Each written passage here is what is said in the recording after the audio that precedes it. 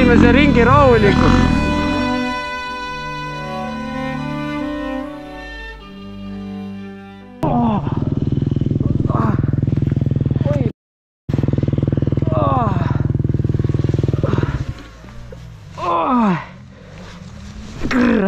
See oli sitt raisk.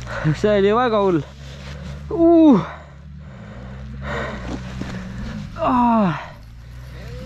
Ai, raisk. Pooleks või?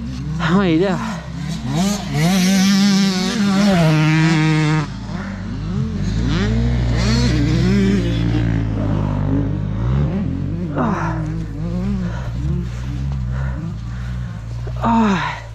Nüüd me saamegi selle intervjuu sektsiooniga üle.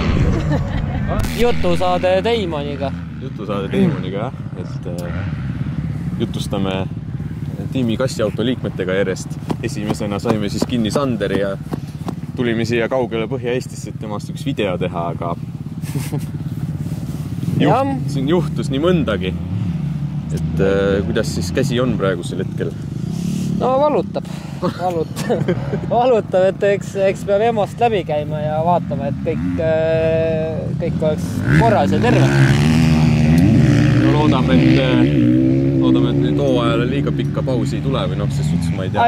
Eks pigem ongi lihase rebend, ma arvan, et siis pigem, et saab käima. Jah. Aga jah, tänu Sanderile ma üldse tiim kassi autosse sain, siis tuleb ka temaga esimesena intervjuu teha. Et siis, ma ei tea, Sander, räägis, mis sa siin krossimaailmas saavutanud oled ja mis sul edasised plaanid on? Saavutanud? Jah, sa ikka eelmine aasta tegid tegusid. Eks enda klassis on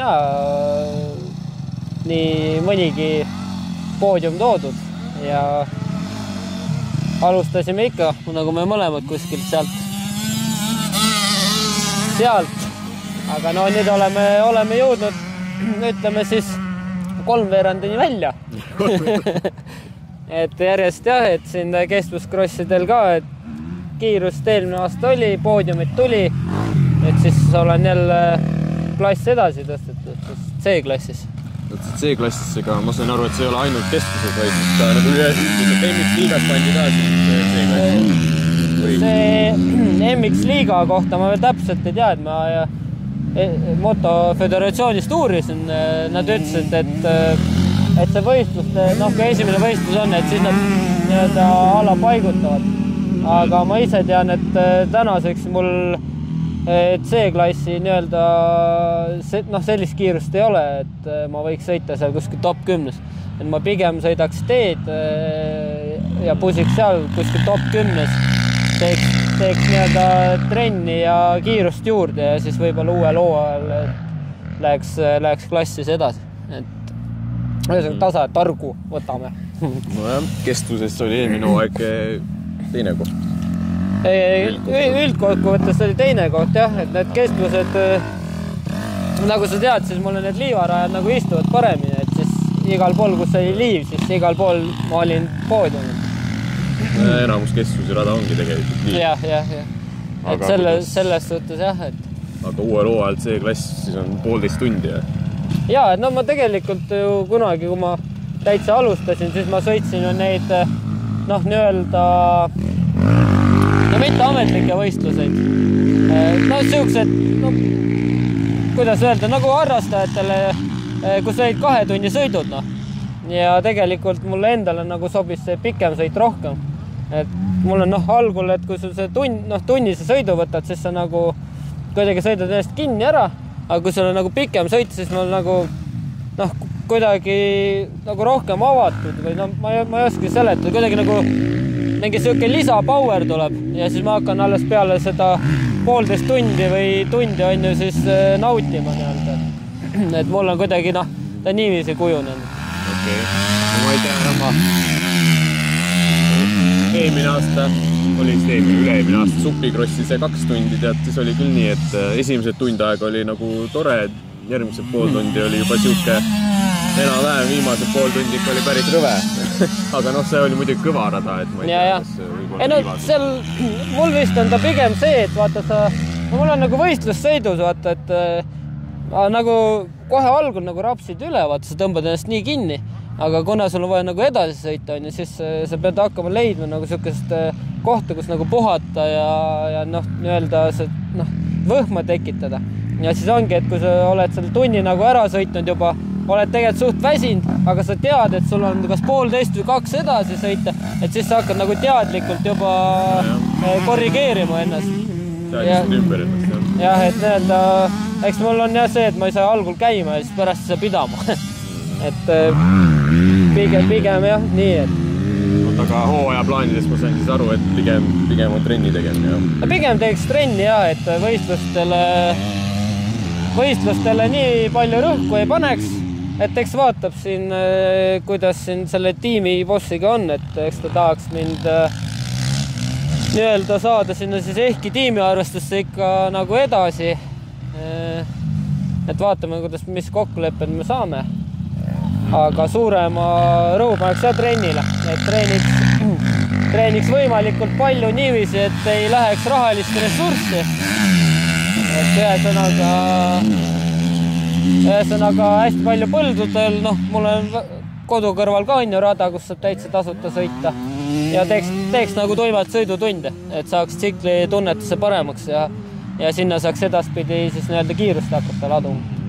Et nagu siin kindlasti Deimoni droonivideost on näha, siis uue tsikliga on veel nii harjumatu, et olengi need 3 tundi uuele tsikli peale sõitnud, aga 2,5 ja 4,5 mootori inertsist nii suur vahe on, et 4,5-sega oli hea, lasid gaasi õhus maha, tõi nina alla, aga 2,5-ga pead natuke vaeva nägema, et see nina alla saada, et see on mul praegu probleemiks.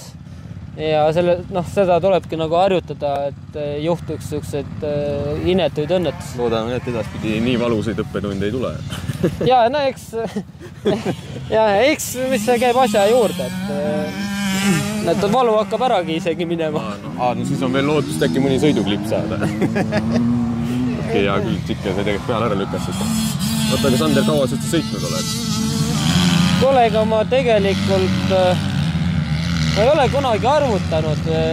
Eks mu siuke esimene võistlus oli 2017, aga siuke järjepidevalt, ma arvan, võiks öelda vast 4 aastat. Ütleme, kui me võtame maha seal siis need suuremad vigastused. Mis need olid? Jah. Mis need suuremad vigastused olid? Oligi 1 aasta esimene reielu, 2 aasta teine reielu, et need panid juba 2 hooaega, nad kustutasid ära. Ja peale neid vigastusi sai ka tõsisemalt ette võetud, et miks nad nagu tekivad, on ju, ja suht kiirelt nii-öelda sain aru, et sõidutehnikat ei ole. Ja siis sai väga palju rõhku pantud nii-öelda Ants-Priidel treenis, saigi võetud Priidel päris palju trenni ja siis oli juba tundsid ennast turvalisemalt ja nii hakkas ka poodiumid tulema ja vigastusi olnud nii palju ja nii edasi. Et tehnika on kõige tähtsam. Nii ta on ja ma mäletan väga eredalt seda, kui Sanderil oli see pauk sees olnud ja siis oli põlgaste võistlus ja ma mäletan, kas oli ajasõidus või esimene või teine ring ja siis ma vaatan, kurat, mees on juba hüppe kõrval pikali maas ja see teine reis läks. Seal oli jah see, et liiga kramplikult hoiad tsiklist kinni, kuulasid teisi ka, paljud rääkisid, et et kogu aeg hüppesse lähed, et siis ikka hoia kinni ja niiviisi õhus pead hoidma kinni tsiklist on ja siis oligi, kogu aeg läksidki niiviisi, aga kui tsikkel ikka õhus sul nii-öelda tahab suunda muuta ja sa sinna kramplikult kinni, et siis on vigastused kerged tulema. Aga jah, et ühesõnaga, eks sõidutundi oli vähe. Nagu ikka. Nii ta on alati vähe. Ütleme jah, et kuna sa mind teada on ja siis ma ju väiksest peale olen sõitnud nende mootorratastega aga tegelikult see, ütleme siis motocross ja siis niisama mootorrattaga sõitma, see on tegelikult väga suur vahe sees. Et sa jah, võid osata sõita, sa võid osata käiku, et sa võid jaa, aga see, et kuidas sa tsikli peal oled, on ju, kuidas sa seda kinni hoiad, kõik, seda on vaja nii-öelda treenida, õppida. Treenitavus ka, füüsiline. Aga kes sul see iidol on või kelle poole sa üles vaatad, kurat, see mees sõidab hästi, et tahaks ise ka nii sõida? No mul on, ma ei tea, kui nii palju, kui ma motokrossi maailmas pildi ka jälgin, siis mulle meeldib ikka Erlings kõige rohkem.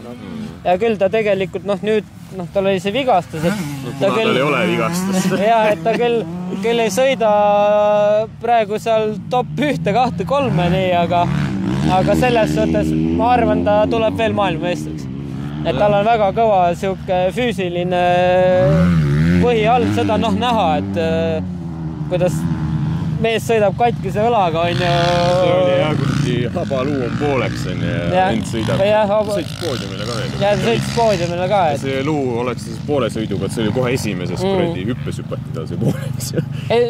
Ja mulle meeldibki ta just see, et ta nagu ei anna alla, vaat, et ta nagu sõidab. Ta see tahtejõud on ikka suur, jah. Ja Liivas on ta nagu tegelikult on kiire, nagu väga kiire mees. Ta on need vigastused ja iga aasta või iga üle aasta või ma ei tea, tal on ju kuidagi nii... No ja sellistel kiirustel, kui midagi juhtub, siis on halvast, jah. Aga eks neid on maailmas, on veel neid sõitnud. Eks neid loetlema ei viitsi hakata. No Eestis on ka meil tublisi kiireid poisse. Absoluutselt. Samamoodi, et kelle pealt. Aga Sander, mis su esimene tsiklimark oli?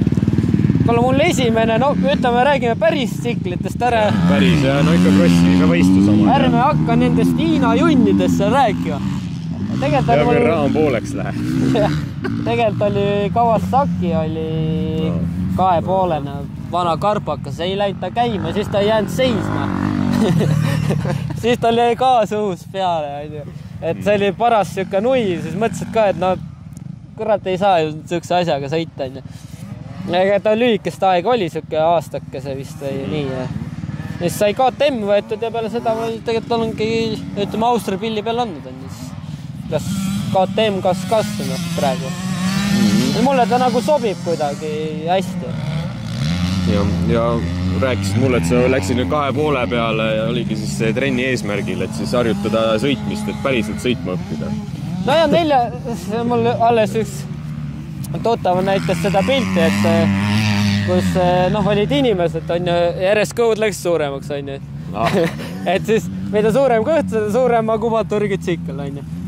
Ma nüüd lähen nagu tagasi, vaatan, et kõht hakkab tulema, siis tuleb võtta lahjem tsikkel. Ei tegelikult 4,5-ga on see, et see on nagu oluliselt lihtsam nii igal pool kurvides, on ju, on mingi element, mida on vaja nagu, tahad ära sooritada, siis tegelikult sa panedki ühe käigu sisse, sa lähed, sa sooritad, on ju.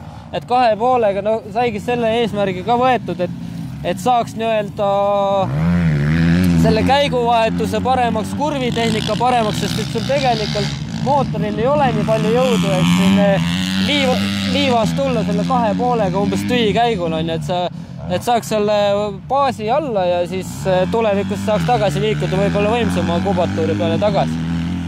Et tegelikult vahet ei ole. Andke mulle tsikkel, ma tahan lihtsalt sõita. See liiva sees, see vahe on ikka tohutu.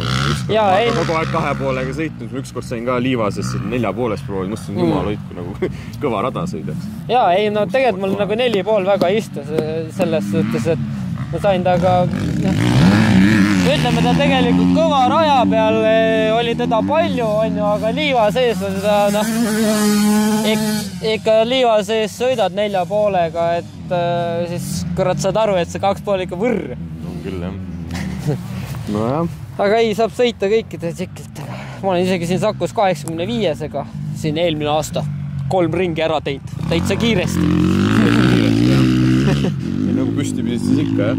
Ei, eks ta on. Ma olen ikka ütlenud, et tsikkel võib olla 1000 kuubikuline ka, et kui sul õige sõidu asend on ja inertsile gaasi paned, liigud vastu ja siis saad kõigega sõidetud. Aga siis esimene võistlus tulebki siin Sakus või? Või ei tea? Ei, ma tead, seda liivakunni on tehtud siin. Mul ei ole ükski vahele jäänud sellest ajast, kui ma sõitma hakkasin, et ma arvan ikka teeb, liivakunn ikka teeb. No selge. Et sõidab, et kui käsi ka siin lubab, et ma juba läheb paremaks. Juba läheb paremaks. Viina kompressi tegema pealt ja seest ja on jälle korra. No jah. Ma ei tea, kas on veel mingid lõputavaid sõnu, tahad sponsoreid tänada või? Jaa, sponsorid tahaks ikka tänada. Kassiautot ja Adventurest ja Marken Murumaa ja Martti Roomet ja ema kohvikut ja Karo Service kindlasti ja mul läheb kindlasti mõni meelest ära, vaata, siin ei ole nüüd tääginud neid kuskil, vaata. Ei, no eks see saab siis lisada sinna tähis. Ja, et ütleme, ja küll ta ei ole, otseselt ei ole, on ju minu sponsor, ta on siiski klubi sponsor, on siis automaailm tegelikult, on ju, et tänu tema toetusele tegelikult on meil, jah, kleepsud äkki, särgid, et selles suhtes väga täname. Ei, no tegelikult ütleme ausalt, et kui sa oled harrastaja ja tahad seda asja teha, on ju, ja sul läheb ikka meeletult raha, kui sul ei, kui see tulemust ei teega, kes see tahab sulle sponsoreerida niiviisi, et ma ei tea, mis 70 000 eurot too aeg, ma pole probleem, on ju, iga siuke asi ei peagi alati rahas olema, on ju, et see kätt peseb kätt diil näiteks üli hea, on ju, et saadki kuskilt, saad jälle näiteks rehvi, saad a la 50% odavamalt, see on ju üli hea, on ju. Te ei pea 100 euri letist ostma, saad 50-ga. See niiviisi saad sõita seda motokrossi, eks vaeb peab raske. Leidma ja lahendusi. Ja ei ongi, jah. Eks neid tuleb vaekesi otsida. Ja. Aga kus on tahtejõud, seal on ka tegur. Jah. Ja krossi tuleb sõita sellepärast, et sulle meeldib sõita, mitte sellepärast, et ainult võita. Just nimelt. Väga selge. See võistlusel näeme. Jah.